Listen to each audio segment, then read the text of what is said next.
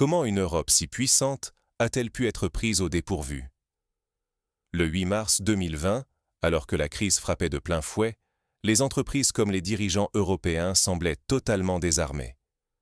Pas de plan, pas d'anticipation, ni même de coordination digne de ce nom. Les citoyens ont été stupéfaits par ce manque de préparation. Résultat, une perte de confiance massive envers les élites et un sentiment croissant que l'Europe n'est pas prête à affronter les défis de demain. Voyons comment nous en sommes arrivés à une telle désorganisation. L'Europe n'a pas manqué de signes avant-coureurs. Depuis des années, les crises se multiplient, tensions avec la Russie, guerre en Ukraine, défis économiques grandissants. À chaque fois, les institutions européennes semblent hésiter, engluées dans une bureaucratie lourde et des responsabilités qui se chevauchent. Quand les alertes sont lancées, les décisions peinent à suivre. Prenez par exemple la lenteur des réponses face à l'agression russe ou la confusion lors des consultations publiques sur la sécurité. Les diplomates tâtonnent, les institutions se renvoient la balle, et au final, c'est la crédibilité de toute l'Union qui vacille.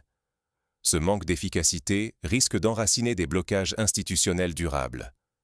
Mais quels obstacles profonds empêchent vraiment l'Europe d'agir? Ce n'est pas seulement l'opposition qui freine le changement.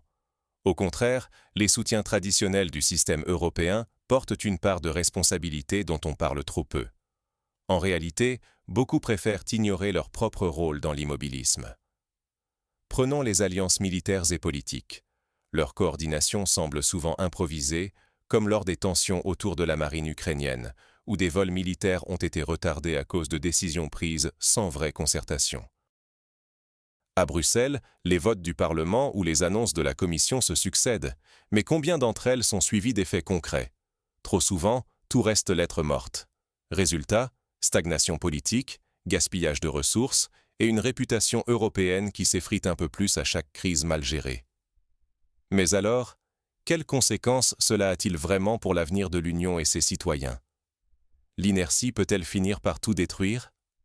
Face à l'improvisation et à la confusion institutionnelle, l'Europe traverse aujourd'hui une profonde crise de légitimité.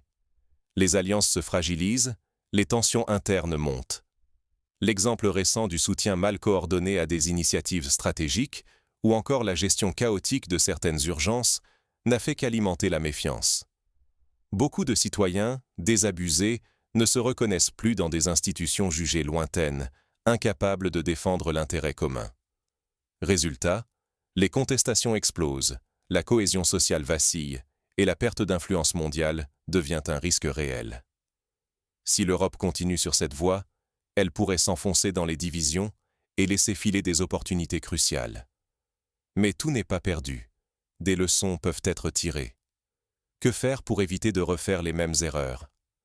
D'abord, il est urgent d'améliorer la coordination entre les différentes institutions européennes.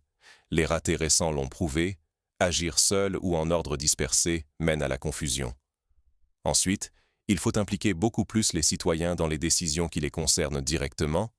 Leur voix est trop souvent ignorée dans les moments cruciaux. Enfin, il est essentiel de valoriser les analyses critiques, même venant de ceux qui soutiennent le système européen. Remettre en question ses propres choix, c'est aussi construire une Europe plus solide.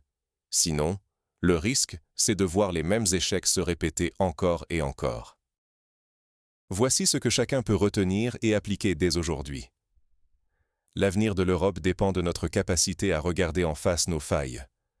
Tant que nous continuerons à ignorer la responsabilité des soutiens traditionnels du système européen, il sera impossible de construire une réaction efficace face aux crises. La crédibilité et la sécurité de nos institutions sont en jeu. Soit nous agissons pour transformer l'Europe, soit nous accepterons d'en subir les conséquences, qu'il s'agisse d'une perte de confiance ou d'une instabilité durable. C'est à nous d'exiger mieux.